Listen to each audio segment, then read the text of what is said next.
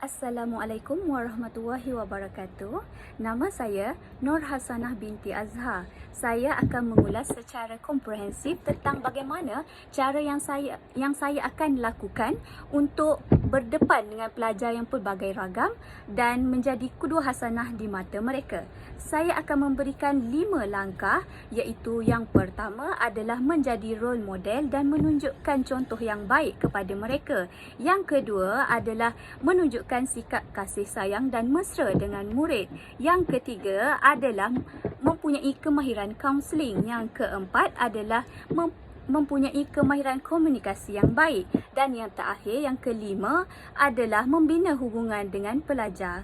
Okey, pada langkah yang pertama iaitu menjadi role model dan menunjukkan contoh yang baik kepada murid.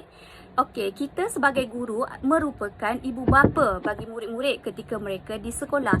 Jadi, kita perlulah menunjukkan contoh yang baik dan positif kepada murid-murid. Tidak kiralah di dalam kelas ataupun di luar kelas. Seterusnya, dengan sikap dan contoh yang baik telah kita tunjukkan tadi, murid-murid akan mencontohinya dan seterusnya mereka akan mengamalkannya dalam kehidupan seharian mereka. Seterusnya adalah langkah kedua, iaitu menunjukkan sikap kasih sayang dan mesra dengan murid-murid. Jika kita mempunyai sikap-sikap ini, ia akan membuatkan kita sebagai seorang guru lebih disenangi dan disayangi oleh murid-murid. Okey, dengan sikap ini juga, ia akan membuatkan murid-murid akan lebih mudah untuk mendengar segala bimbingan, nasihat dan tunjuk ajar yang telah kita berikan. Berbeza pula jika kita tidak disayangi dan disenangi oleh murid-murid, kerana murid-murid akan menjadi lebih degil dan susah untuk dikawal. Langkah ketiga pula adalah mempunyai kemahiran kaunseling. Bukan sahaja guru kaunseling yang perlu mempunyai kemahiran ini. Kita sebagai seorang guru yang biasa juga perlu mempunyai kemahiran ini. Kerana dengan kemahiran ini kita dapat membantu murid-murid yang mempunyai masalah emosi dan sosial. Seterusnya kita dapat menangani segala masalah yang berlaku sama ada di dalam ataupun di luar kelas. Langkah keempat pula adalah mempunyai kemahiran komunikasi yang baik.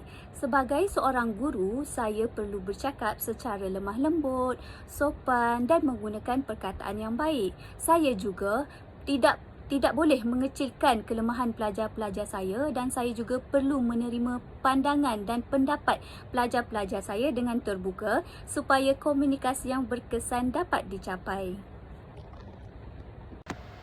Langkah yang kelima, yang terakhir adalah membina hubungan dengan pelajar.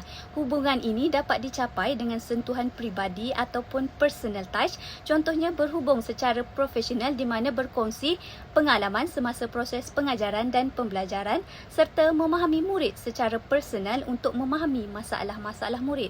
Saya juga boleh membina hubungan ini dengan cara masuk ke alam mereka seperti makan bersama di kantin, bermain bersukan bersama di padang, serta saya juga boleh melawat dan menziarahi mereka jika mereka sakit, tidak kiralah sama ada di rumah ataupun di hospital. Dengan cara ini secara tidak langsung akan menyebabkan hubungan saya dan family mereka, keluarga mereka lebih rapat. Seterusnya mudah untuk saya berinteraksi dengan mereka tentang masalah anak-anak mereka ketika di sekolah.